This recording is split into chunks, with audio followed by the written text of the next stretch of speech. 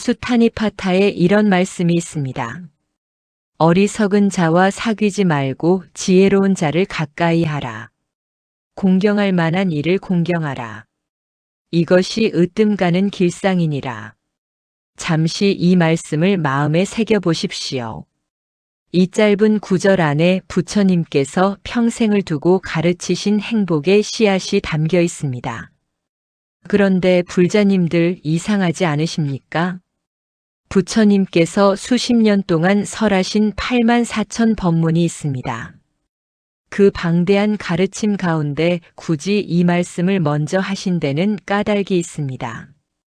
오늘 저는 그 까닭을 함께 들여다보고자 합니다. 지금 이 순간 법우님들께 한 가지 여쭤보고 싶습니다. 행복하십니까? 단순한 질문처럼 보이지만 이 질문 앞에 서면 많은 분들이 잠시 말문이 막히고는 합니다. 열심히 살아왔습니다. 가족을 위해 헌신했습니다. 돈도 벌었고 자식도 키웠고 어떤 분은 사회에서 상당한 지위도 이루셨습니다. 그런데 돌아보면 어딘가 허전합니다. 채워도 빈 것 같은 느낌. 분명히 가진 것이 있는데도 무언가 모자란 듯한 이 감각. 그런 경험 있지 않으십니까? 은퇴를 하고 나서 갑자기 세상이 달라진 분도 계십니다. 수십 년을 정신없이 달려왔는데 어느 날 갑자기 할 일이 없어지니 오히려 더 공허해진다고 하십니다.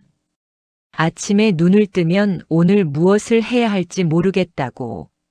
자식들은 자식들대로 바쁘고 배우자와는 어느새 말수가 줄었고 몸은 여기저기 삐걱거리기 시작합니다.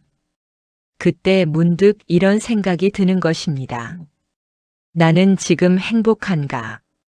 내 삶은 잘 살아온 것인가? 남은 시간을 어떻게 살아야 하는가? 이것은 결코 작은 질문이 아닙니다. 이것은 인간이 던질 수 있는 가장 근본적인 질문입니다. 그리고 부처님께서는 이 질문에 대해 이미 2500년 전에 대답을 해두셨습니다. 오늘 제가 말씀드릴 경전은 수타니파타의 망갈라, 수타, 우리말로는 길상경이라고 합니다. 길상이라는 말은 팔리어로 망갈라인데 이는 단순한 행운이 아닙니다.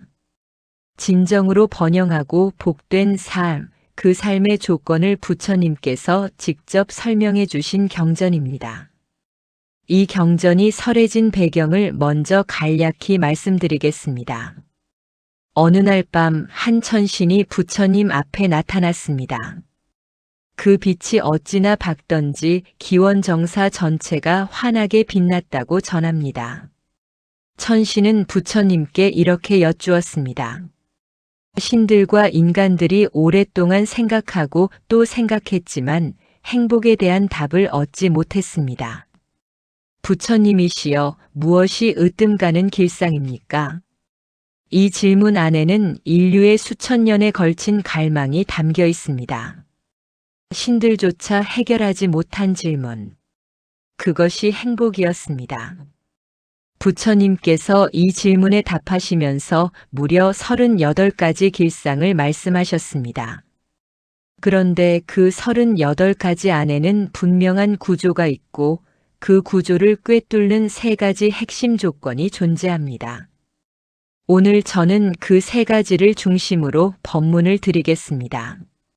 부처님께서 이 말씀을 하신 데는 까닭이 있습니다. 단순히 착하게 살라는 권고가 아닙니다. 단순히 복을 받으라는 기원도 아닙니다. 이것은 인간의 심리와 존재의 구조를 꿰뚫어 본 분이 내리신 처방전입니다. 마치 명의가 병의 근본 원인을 짚어내듯 부처님께서는 불행의 근본 원인과 행복의 참된 조건을 낱낱이 밝혀주신 것입니다. 지금부터 천천히 깊이 들어가 보겠습니다. 첫 번째 조건부터 4번째 적용까지 하나씩 함께 걸어가 보시겠습니까? 첫 번째 조건. 어울림의 지혜, 어떤 인연을 가까이 하는가. 다시 한번 원문을 읽겠습니다.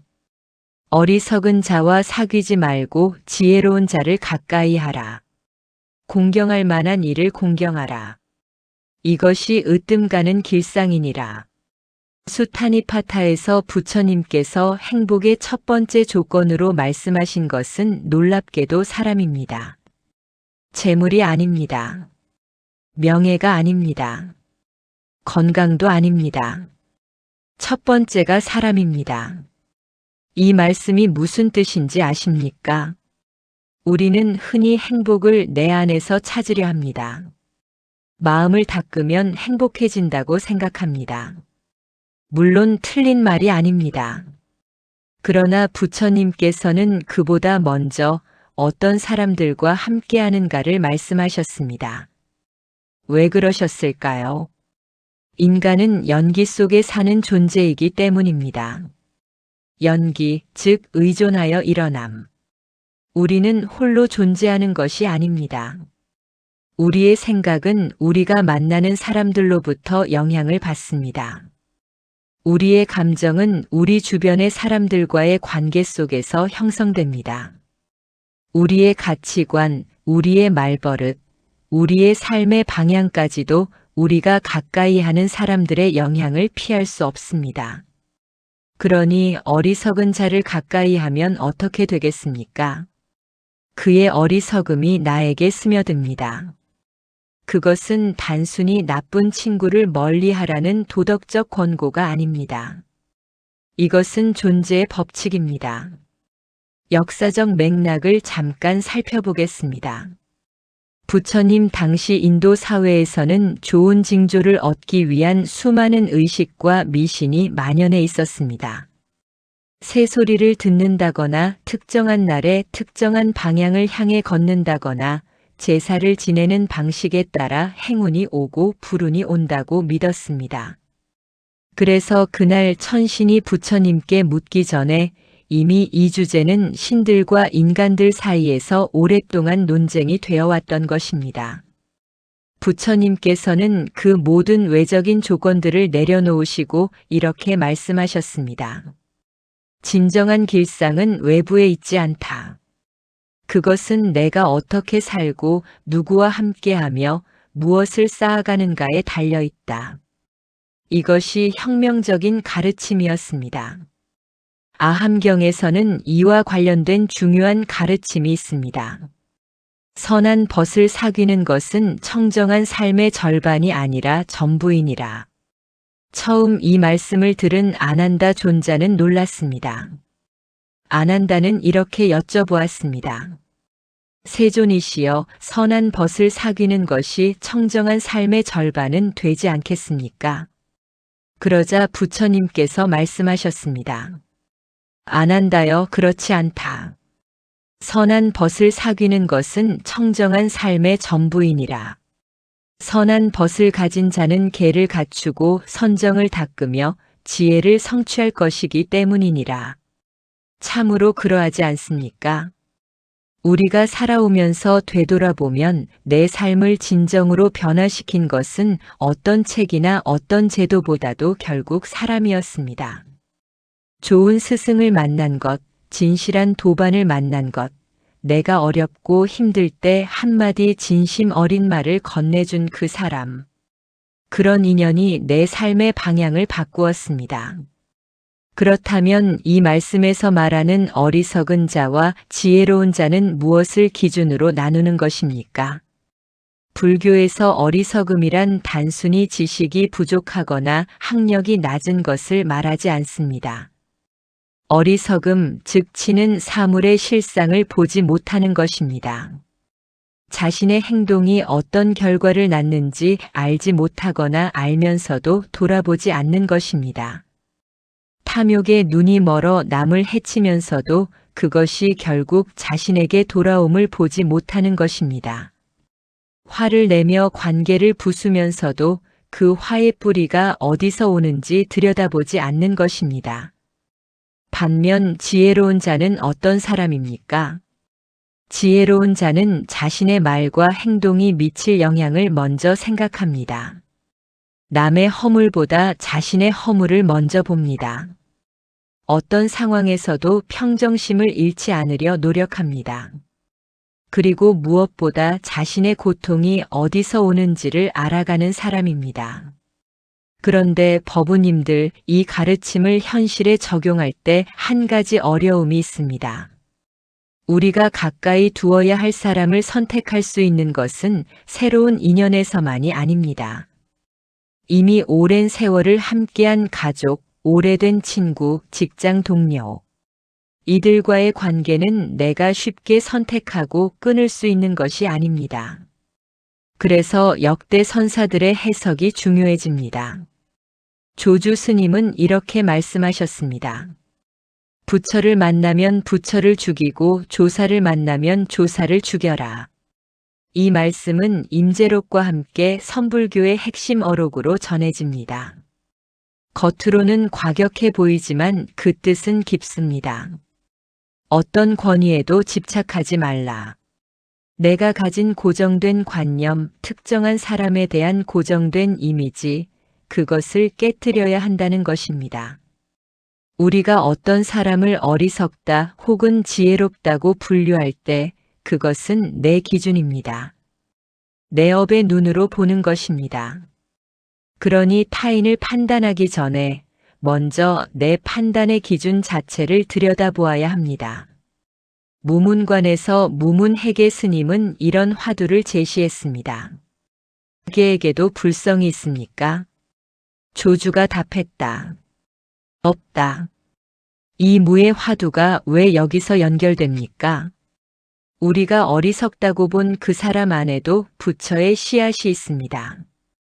우리가 멀리해야 할 것은 그 사람이 아니라 그 사람을 통해 내 안에서 일어나는 탐욕과 분노와 어리석음입니다. 그러니 이 가르침의 진정한 의미는 이것입니다. 어리석음을 멀리하라는 것은 어리석은 사람을 멀리하는 것이 아닙니다. 어리석음 자체를 멀리하라는 것입니다. 내 안의 어리석음을 내 삶에서 멀리하라는 것입니다. 그리고 지혜로운 자를 가까이 하라는 것은 단순히 훌륭한 사람을 찾아다니라는 것이 아닙니다. 내가 먼저 지혜로운 사람이 될 수 있는 환경을 만들라는 것입니다. 법문을 듣고 수행을 하고 선한 이야기를 나누며 서로의 지혜를 키워가는 공동체를 만들어가라는 것입니다.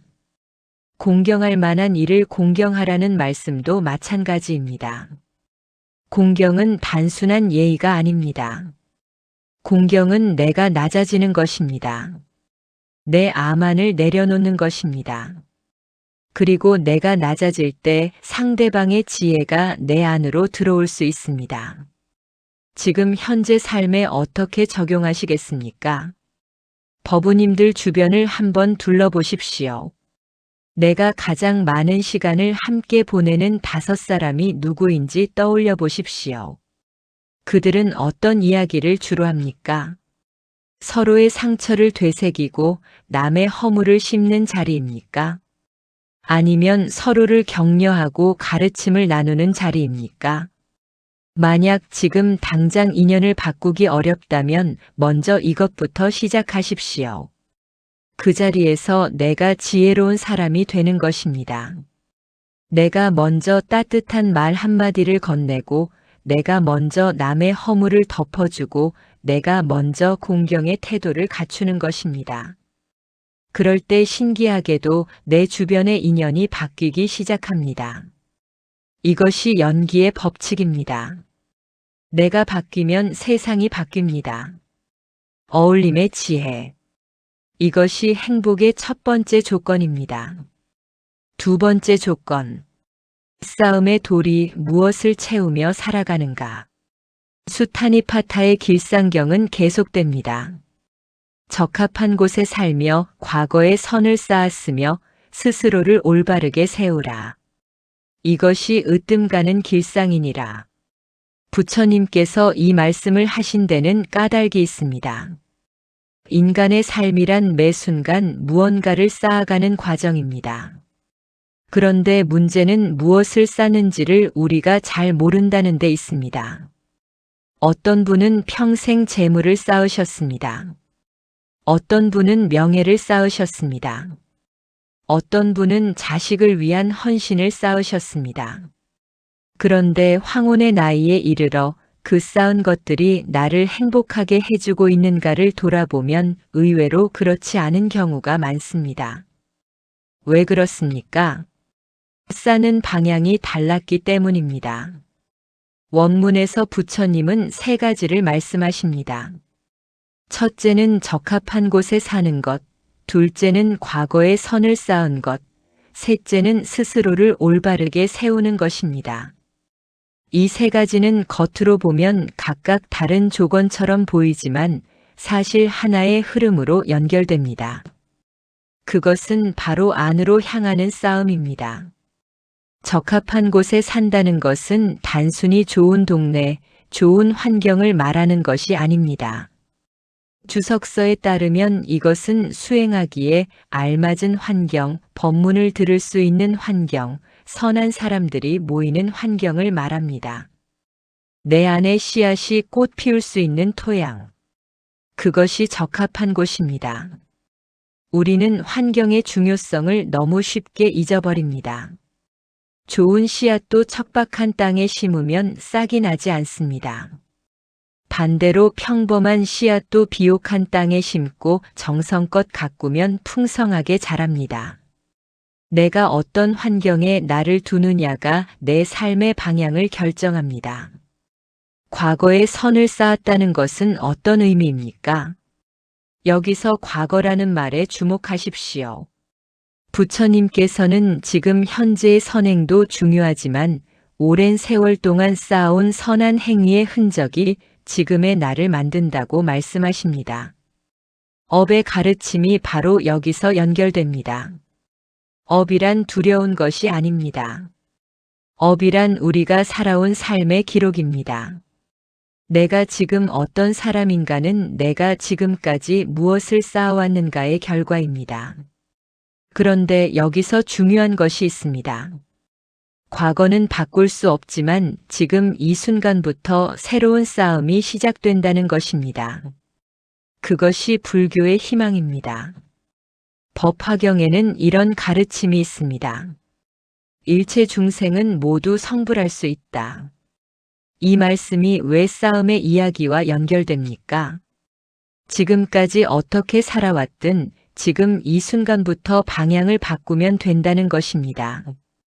지금 이 순간부터 선을 쌓기 시작하면 그것이 내 업을 바꾸고 내 삶을 바꿉니다. 그러면 우리가 쌓아야 할 선이란 무엇입니까? 불교에서는 복덕과 공덕을 구분합니다. 복덕은 세간에 좋은 결과를 가져오는 선행이고 공덕은 내 안의 지혜와 자비를 깊게 하는 수행입니다. 둘 다 중요하지만 공덕이 더 근본적입니다. 복덕만 쌓는 사람은 이번 생에서 좋은 조건을 누릴 수 있지만 그 복덕이 다하면 다시 고통으로 돌아옵니다. 그러나 공덕을 쌓는 사람은 내 마음 자체가 바뀝니다. 내 마음이 바뀌면 어떤 상황에서도 고통에 끌려다니지 않게 됩니다. 이것이 진정한 행복의 토대입니다. 역대 선사들의 해석을 보겠습니다. 육조 해능 스님께서 육조단경에서 이런 말씀을 하셨습니다. 마음 밖에서 복을 구하는 것은 어리석음이요 마음 안에서 복의 근원을 발견하는 것이 지혜로움이니라. 이 말씀이 참으로 깊습니다. 우리는 외부에서 행복의 조건을 찾으려 합니다. 더 좋은 집, 더 많은 돈, 더 건강한 몸, 더 잘 되는 자식, 이것들이 갖춰지면 행복해질 것이라고 생각합니다. 그런데 그것이 갖춰지면 또 다른 결핍이 눈에 들어옵니다. 이것이 끝없는 윤회입니다. 해능 스님은 말씀하십니다. 마음 안으로 들어가라. 그곳에 이미 복의 근원이 있다. 그것을 발견하는 것이 진정한 싸움이다. 여기서 벽암록의 한 구절을 가져오겠습니다. 설두 스님이 이렇게 노래했습니다. 맑은 거울이 아직 갈지 않았는데 먼지가 끼어 있다고 한다. 이미 막다고 하니 무엇을 더 갈겠는가? 이 구절의 의미가 무엇입니까? 우리의 본래 마음은 이미 막습니다. 그런데 우리는 끊임없이 무언가를 갈고 닦아야 한다고 생각합니다. 물론 갈고 닦는 것이 필요합니다. 그러나 그 수행의 방향은 무언가를 새로 만드는 것이 아니라 이미 있는 것을 드러내는 것입니다. 이것이 싸움의 도리에서 핵심입니다. 우리가 쌓아야 할 것은 외부에 있는 것이 아닙니다. 내 안에 이미 있는 청정한 본성을 가리고 있는 탐욕과 분노와 어리석음을 걷어내는 것, 그것이 진정한 싸움입니다. 그렇다면 스스로를 올바르게 세운다는 것은 무엇입니까? 팔정도를 생각하십시오. 올바른 견해, 올바른 사유, 올바른 말, 올바른 행동, 올바른 생계, 올바른 정진, 올바른 마음챙김, 올바른 선정. 이것이 스스로를 올바르게 세우는 구체적인 방법입니다. 그런데 불자님들, 이것이 지나치게 이상적으로 들리십니까? 법우님들의 현실은 너무 바쁘고 너무 복잡하고 팔정도를 다 실천하기에 힘들다고 느끼실 수 있습니다. 부처님께서도 그 현실을 아셨습니다.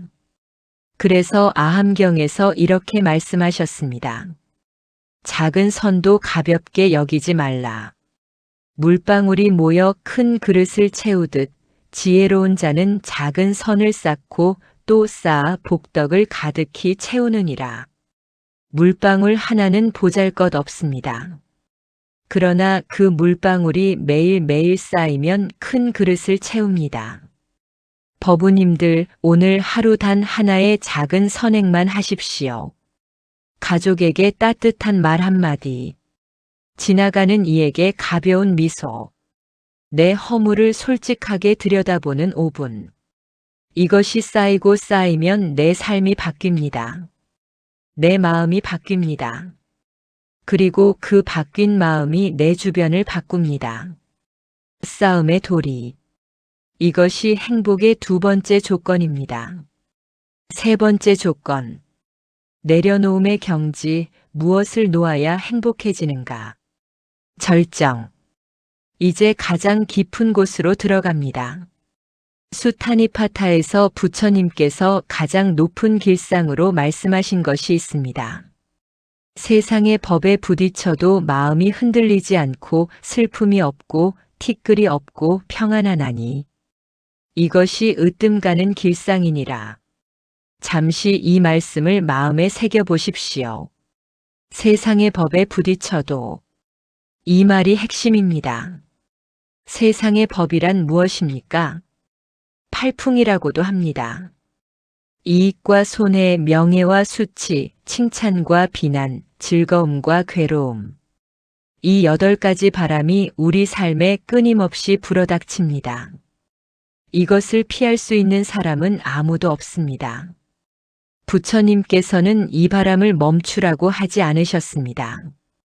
이 바람 앞에서 흔들리지 않는 마음을 가지라고 하셨습니다. 이것이 세 번째 조건의 핵심입니다. 내려놓음, 집착의 해체, 그리고 그로부터 오는 흔들리지 않는 자유. 여기서 역대 선사들의 가장 깊은 해석으로 들어갑니다. 이것이 오늘 법문의 절정입니다. 임재 스님의 가르침을 보겠습니다. 임재록에서 임재 스님은 이렇게 말씀하셨습니다. 무의진인이 항상 그대들의 얼굴 위에서 출입한다. 아직 이를 증거하지 못한 자는 보라, 보라. 무의진인. 지위도 없고 이름도 없는 참 사람. 이것이 무엇입니까? 임재 스님은 말씀합니다.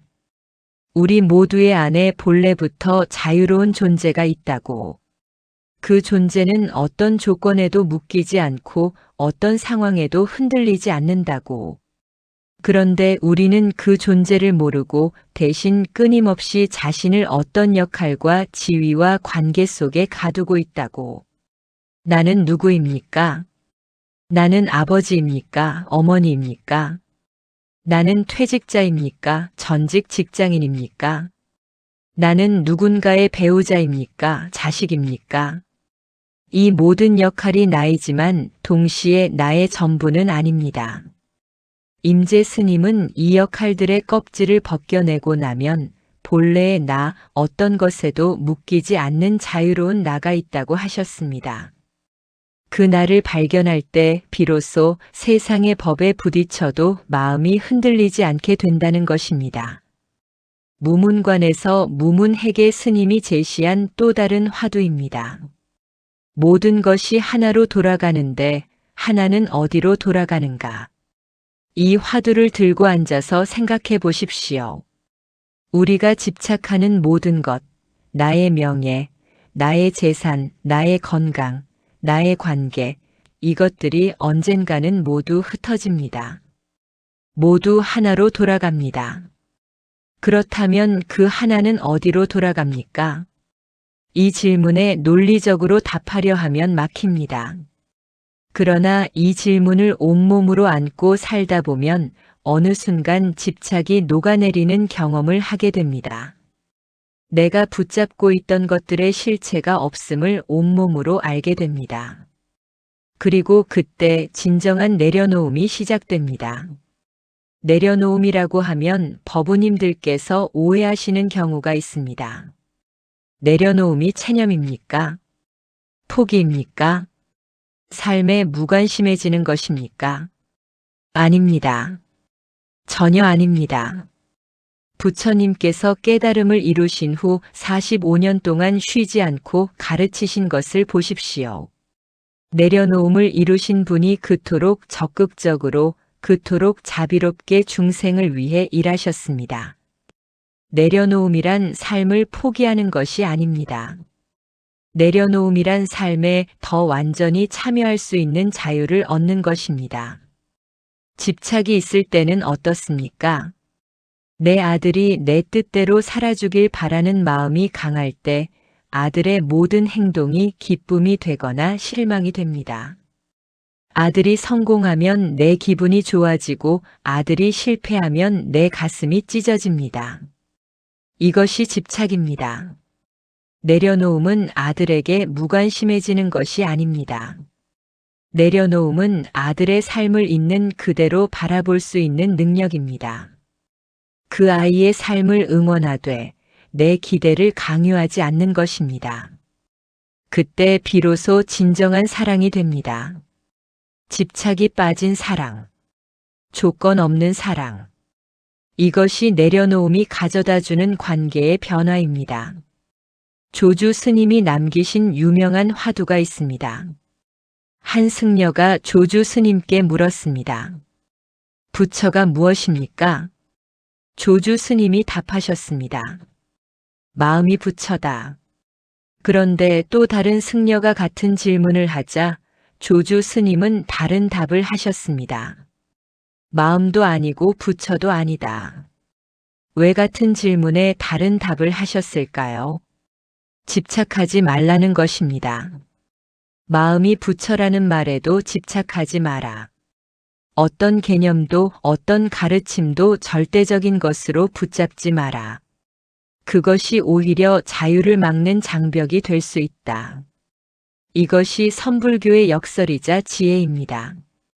그런데 법우님들 내려놓음을 가장 어렵게 만드는 것이 무엇인지 아십니까? 바로 과거에 대한 후회와 미래에 대한 불안입니다. 지나간 일을 붙잡고 있는 것. 그때 내가 왜 그런 선택을 했을까? 그때 내가 왜 그 말을 했을까? 그때 내가 왜 그 사람에게 그렇게 했을까? 이 후회가 지금 이 순간을 갉아먹습니다. 오지 않은 미래를 붙잡고 있는 것. 몸이 더 나빠지면 어떡하나?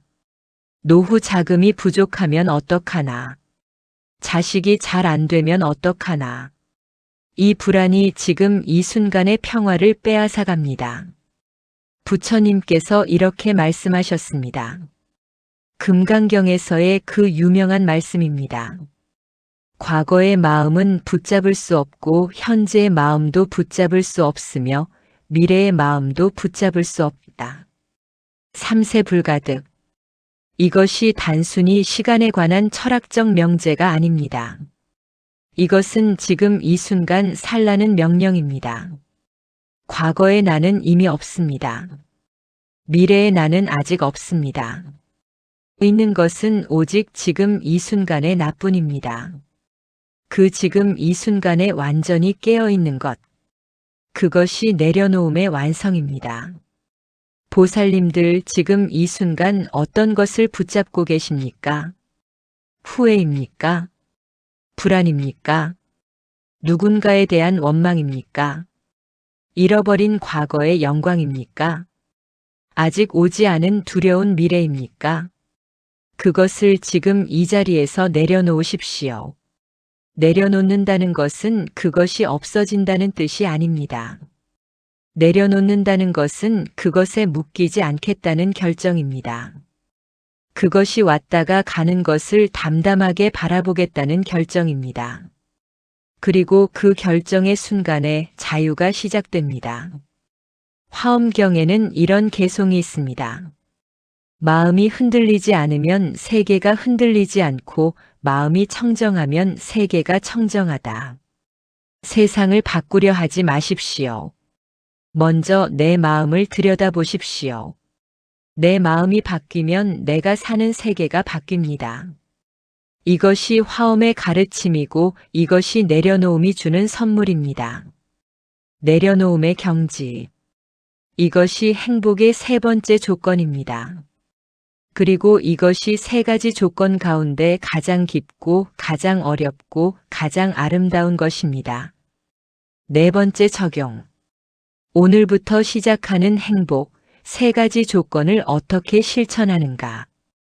지금까지 세 가지 조건을 살펴보았습니다. 어울림의 지혜, 어떤 인연을 가까이 하는가. 싸움의 도리, 무엇을 채우며 살아가는가. 내려놓음의 경지, 무엇을 놓아야 행복해지는가. 이 세 가지가 서로 어떻게 연결되는지 아십니까? 어울림의 지혜가 없으면 싸움이 어렵습니다. 내 주변이 어리석음으로 가득하면 아무리 싸우려 해도 삐뚤어진 방향으로 쌓게 됩니다. 싸움의 도리가 없으면 내려놓음이 어렵습니다. 선을 쌓고 자신을 올바르게 세우는 과정 없이 내려놓으려 하면 그것은 내려놓음이 아니라 그냥 포기가 됩니다. 그리고 내려놓음이 없으면 어울림과 싸움이 집착이 됩니다. 좋은 사람을 가까이 하는 것이 집착이 되고 선을 쌓는 것이 공덕에 대한 집착이 됩니다. 이 세 가지는 마치 삼각형의 세 꼭지점처럼 서로를 지지합니다. 하나가 빠지면 전체가 흔들립니다. 그러면 오늘부터 어떻게 시작하십니까? 저는 세 가지 구체적인 실천을 말씀드리겠습니다. 첫 번째로 하루 한 번 선한 인연을 만드십시오. 어렵게 생각하지 마십시오. 지금 이 법문을 보고 계신 분이라면 이미 법과 가까운 인연을 맺고 계신 겁니다. 오늘 들은 가르침 가운데 한 가지를 가족이나 지인과 나누어 보십시오. 그것이 선한 인연을 만드는 시작입니다. 두 번째로 하루 한 가지 작은 선행을 하십시오. 크게 하지 않아도 됩니다. 아침에 일어나 하루를 시작할 때 오늘 한 가지만 선하게 행동하겠다고 마음을 내십시오. 그 마음냄 자체가 이미 선업입니다. 싸움은 큰 것에서 시작되지 않습니다. 마음을 내는 것에서 시작됩니다. 세 번째로 하루 한 번 놓아주는 연습을 하십시오. 잠들기 전 오늘 하루 동안 내 마음을 불편하게 했던 것을 하나 떠올리십시오. 그리고 이렇게 말씀하십시오. 이것은 이미 지나갔다. 나는 이것을 놓아준다. 짧고 단순한 연습입니다. 그러나 이 연습이 쌓이면 내 마음의 구조가 바뀝니다. 반야심경에서 관자재보살께서 말씀하십니다. 오온이 모두 공함을 비추어 보고 모든 고통에서 건너느니라. 조겨놓은 계공 도일 최고액. 이 말씀이 너무 심오하게 느껴지십니까? 쉽게 말씀드리겠습니다. 내가 집착하는 모든 것, 내 몸, 내 감각, 내 생각, 내 의지, 내 의식, 이것들을 있는 그대로 바라볼 수 있을 때 그것들에 묶이지 않게 됩니다. 그리고 그때 모든 고통으로부터 건너갈 수 있습니다. 이것이 행복의 완성입니다. 법우님들, 행복이란 무엇입니까? 행복은 조건이 갖춰진 상태가 아닙니다. 행복은 어떤 조건에서도 평화로울 수 있는 마음의 힘입니다. 이것을 다시 한번 마음에 새겨주십시오. 행복은 어떤 조건에서도 평화로울 수 있는 마음의 힘입니다. 우리는 오랫동안 행복을 외부에서 찾았습니다. 그 조건이 갖춰지면 행복할 것이라고 믿었습니다. 그러나 그 조건은 영원히 갖춰지지 않습니다. 하나가 갖춰지면 다른 결핍이 생깁니다. 이것이 고의 구조입니다. 부처님께서 이 말씀을 하신 데는 까닭이 있습니다. 행복의 조건을 외부에서 찾지 말라. 어울림을 통해 내 안의 지혜를 키우고 싸움을 통해 내 안에 선한 씨앗을 가꾸고 내려놓음을 통해 내 안의 자유를 되찾으라. 그러면 세상 어떤 것이 흔들어도 내 마음의 뿌리는 흔들리지 않을 것이니라. 이것이 부처님께서 말씀하신 행복의 세 가지 조건입니다. 어울림의 지혜, 싸움의 도리, 내려놓음의 경지. 이 세 가지입니다. 법우님들은 지금 몇 개를 갖추고 계십니까? 하나도 갖추지 못했다고 좌절하지 마십시오. 오늘 이 법문을 만난 것이 이미 인연입니다. 이 인연이 씨앗입니다. 이 씨앗을 오늘부터 잘 가꾸어 나가십시오. 하나를 갖추셨다면 나머지 둘로 나아가십시오. 셋을 갖추셨다면 그 셋을 더 깊이 닦아가십시오. 수행에는 끝이 없지만 수행은 지금 이 자리에서 시작됩니다. 아함경에서 부처님께서 말씀하셨습니다. 과거는 이미 지나갔고 미래는 아직 오지 않았다. 현재의 마음을 밝게 보라. 흔들림 없이 망설임 없이 지금 이 순간, 오직 지금 이 순간만이 우리에게 주어진 것입니다. 그리고 이 순간의 어울림을 실천하고 싸움을 실천하고 내려놓음을 실천하면 그것이 행복입니다. 행복은 먼 곳에 있지 않습니다. 행복은 지금 이 자리에서 세 가지를 실천하는 것입니다. 이것이 부처님의 가르침입니다. 이것이 2500년을 넘어 우리에게 전해진 지혜입니다. 마무리와 회향. 법우님들, 오늘 함께 수타니파타 길상경의 가르침을 살펴보았습니다.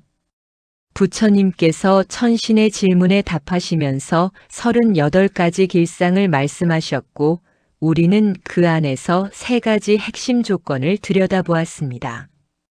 첫 번째는 어울림의 지혜였습니다. 어리석음을 멀리하고 지혜를 가까이 하라.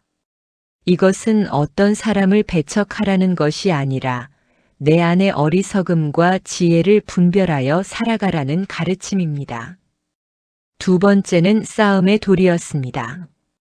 작은 선이라도 가볍게 여기지 말고 쌓고 또 쌓으라. 그 싸움이 내 업을 바꾸고 내 삶을 바꾼다. 그러나 싸움의 방향은 외부가 아닌 내 마음 안이어야 한다. 세 번째는 내려놓음의 경지였습니다. 세상의 법에 부딪혀도 흔들리지 않는 마음. 집착을 해체하고 자유를 되찾는 것. 이것이 세 조건 가운데 가장 깊고 가장 아름다운 경지입니다. 이 세 가지가 삼각형처럼 서로를 지지할 때 어떤 바람이 불어도 흔들리지 않는 삶이 됩니다. 그것이 부처님께서 말씀하신 진정한 행복입니다. 행복은 어떤 조건에서도 평화로울 수 있는 마음의 힘입니다. 이것을 오늘 이 자리에서 마지막으로 한 번 더 마음에 새겨주십시오.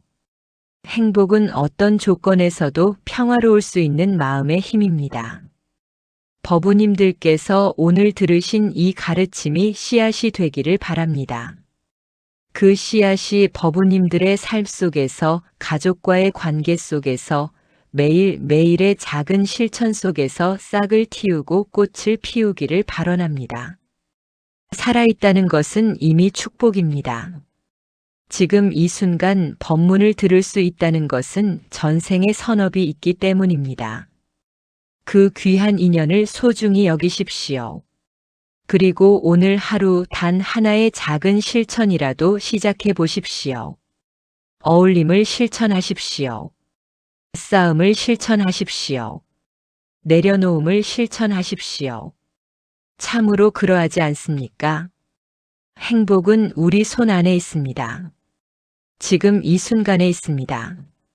오늘 이 법문이 도움이 되셨다면 구독과 좋아요를 눌러주십시오.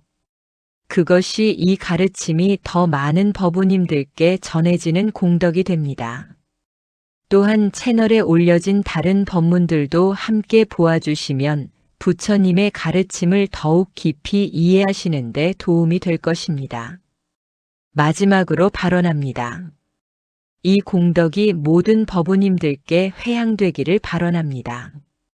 오늘 이 자리에서 함께 법문을 들은 모든 인연이 삼보의 가피 속에서 참된 행복을 이루시기를, 마음의 평화를 얻으시기를, 그리고 그 평화가 가족에게로, 이웃에게로, 온 세상으로 퍼져나가기를 두 손 모아 발언합니다.